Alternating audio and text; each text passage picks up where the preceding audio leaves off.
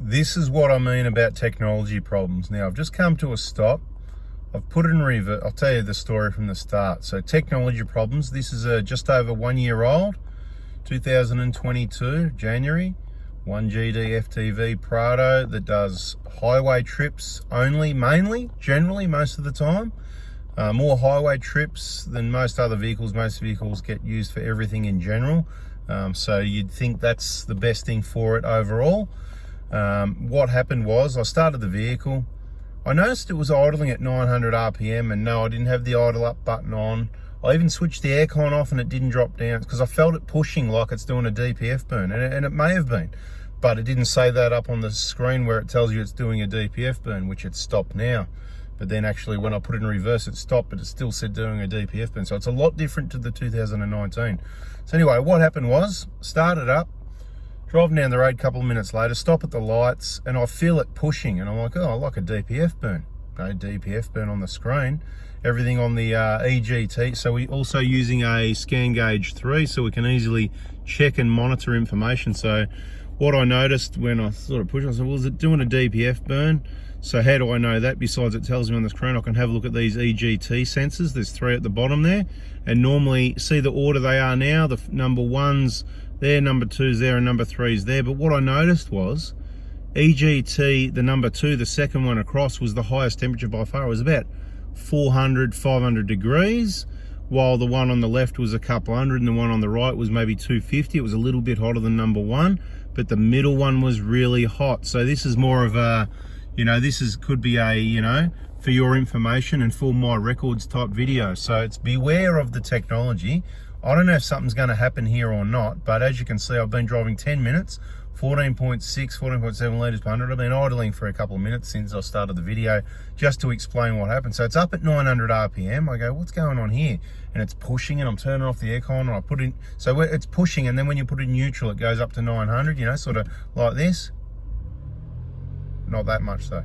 See how sensitive the accelerator is, Anyway, I can't even touch it with these boots on.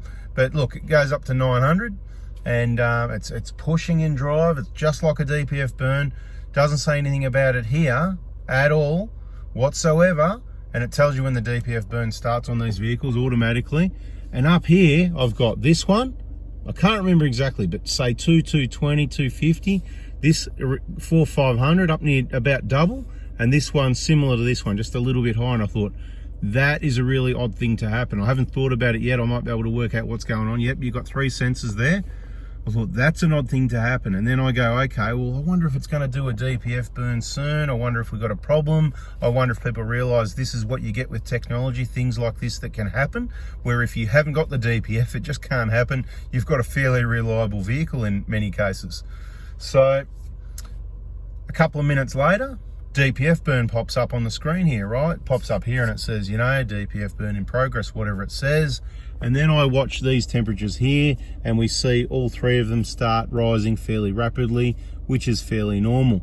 And then it was only a couple of minutes till I got back to base, which is what happens. And this is the problem for most people, interrupting burns all the time. So what we're going to do is interrupt the burn. And what I wanted to do to gather some information to tell you guys is, when you put it in reverse in the 2019, in the early ones, the burn just stops, and it tells you that on the screen. It goes, it goes off the screen. What happened in this one when I put it in reverse, and I've done it a few times just to see, the burn does stop, but it says DPF burn in progress still on the screen, even though it's stopped. Okay, so that's where we're at the moment. 4 minutes ago, I put it in reverse. Okay, I put it back in. I've driven forward a bit. I've given it a bit of a rev. Nothing else is going to start the DPF burn again till we start driving.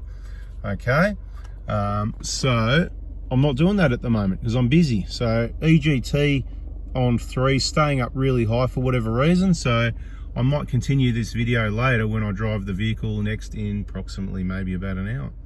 Here it goes again, right? So it's just really in drive. Can you hear that? It's really pushing hard, like it's doing a DPF burn, but it hasn't told me anything about a DPF burn. Weird stuff popping into neutral, the revs go up, drop again. So as soon as it goes into drop, so it's on about 900 RPM now, and as it drops into drive, then the fuels up, it's really pushing. If I take the foot off the brake, the vehicle's sort of taken off on me, just like a DPF burn, but doesn't say anything about it there, does it? And there it is again, it's really trying to fuel it up. That 294 on the BS2. So I've just moved to the DPF gauge. As you can see, it's you know, low. It's not due for a DPF burn. For whatever reason now, the RPMs have dropped down. And it's not just the cold warm-up cycle. I'm going to monitor that situation, but I don't believe it's that, because I've had it, you know, like this has obviously been a short trip. We'll go back to the trip information. 11-minute school drop-off, average 16 litres per 100 Ks. That's what you're going to get on a cold engine doing the 10-minute school drop-off. But just putting it out there that I think it's doing some weird things, and I'll continue to share the information. As I said, beware of the technology, the problems you might have, but it may or may not be a problem. You can see the coolant temp is only 77, but the exhaust temps at 2 and 3, they've sort of leveled out a bit. But anyway, I'll keep continuing to monitor the situation. And just to continue a little bit, this is more typical of what you would see on the EGTs. See 1, 2 and 3. Generally something like that. When you're working it, one maybe get the hottest, but generally when you're cruising along, something like this, that's what you're going to see, which is why I thought it was odd, those other readings we were getting.